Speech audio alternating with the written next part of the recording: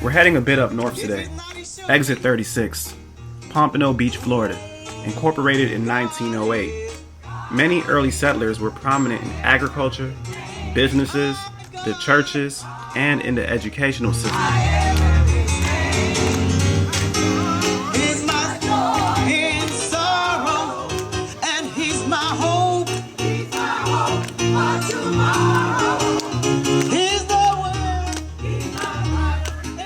Testing. So today is September 14th, 2024.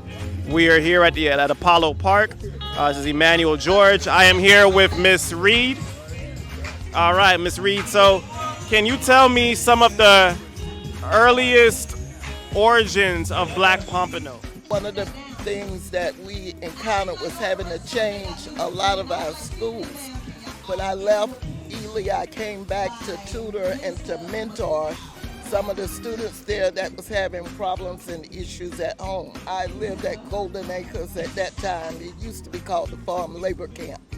And I was kind of hurt by the conditions of the camp at that time. They still had some outdoor facilities, and you could almost smell the area before you got to it. And myself, along with Willie Brown and some other people, we went to work. We got with Farmers Home Administration at the time, and they did come down and they looked at some of the work that had gone on, which was not good. So they saw that we needed better housing. I'm hoping that the citizens, especially Black people, will rise up and make their presence known, and stand up.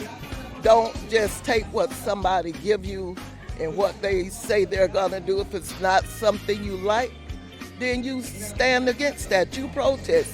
Whatever you need to do, you let your presence be known. If it can help somebody else, to let them know that, they don't have to stay in the trenches, but if they put God first or put him in their lives, I believe it will be better for them. If he's not, he should be. God is. We're here at Apollo Park. It's Emmanuel George, and I am here with... This is David Miller, Pompano's Cultural Arts Ambassador. Yeah. What is your take on present-day Pompano and the future of Pompano? Well, present-day Pompano, currently we're doing a whole lot of new things. These people not ready for what's really going to be happening. But it's a disparity as well. I know of a storehouse 2 blocks from where I stay, 4 murders in 2 years. So that's a lot of people dying.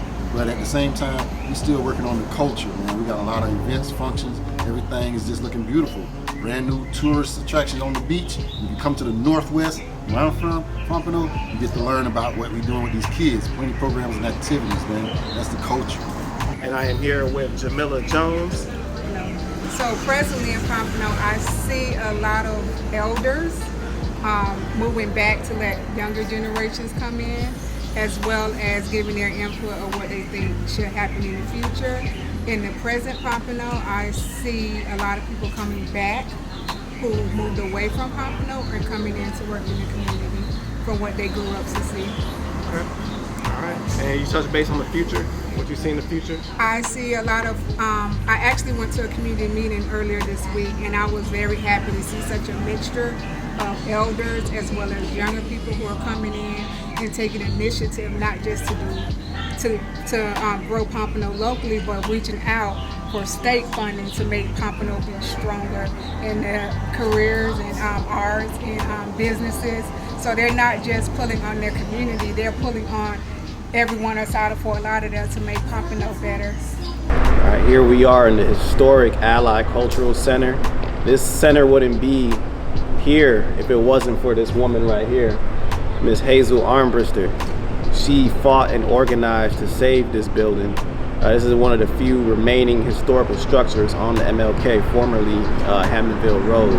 So just wanted to give a big shout out to Hazel Armbruster for all the work that she's doing. When we talk about preserving history, preserving culture, this is what she's done. And now you have the Ally Cultural Center here where artists can showcase their talent artists can perform and do music, do theater plays and the likes. You know, people can have meetings and discussions here, and that is through the work of Miss Hazel Armbruster preserving and documenting the history here. So kudos to her. You also had Esther Rolle, America's first black TV sitcom mom, from the shows Maude, Then Came Good Times. Esther Rolle made a huge role in the arts and film world, also in other films as well, such as Rosewood, which touched on a real life incident that happened in North Florida, one of the biggest race massacres in the history of the United States. That was one of her last films.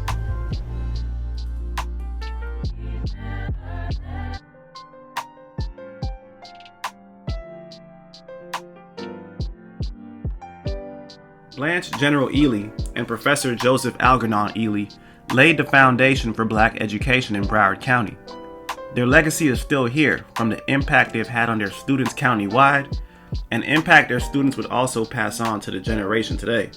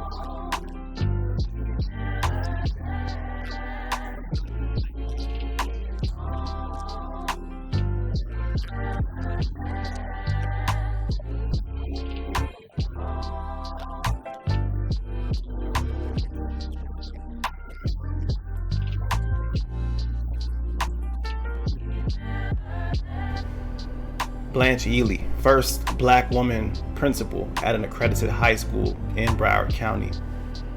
Blanche Ely High School was the mecca of the North.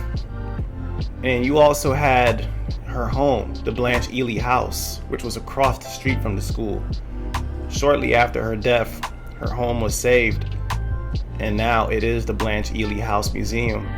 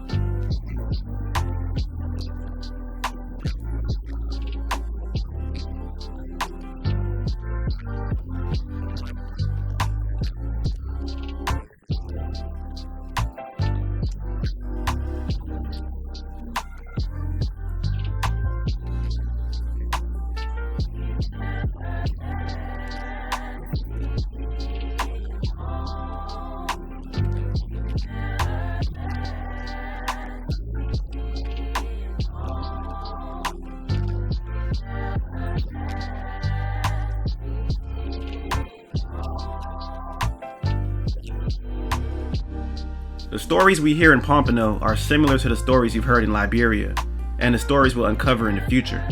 The question is still the same. Where do we go from here? What are the actions we can do now to solidify a future for the next generation, for them to know where they came from, but to also establish a foundation for them to be able to benefit from in the future?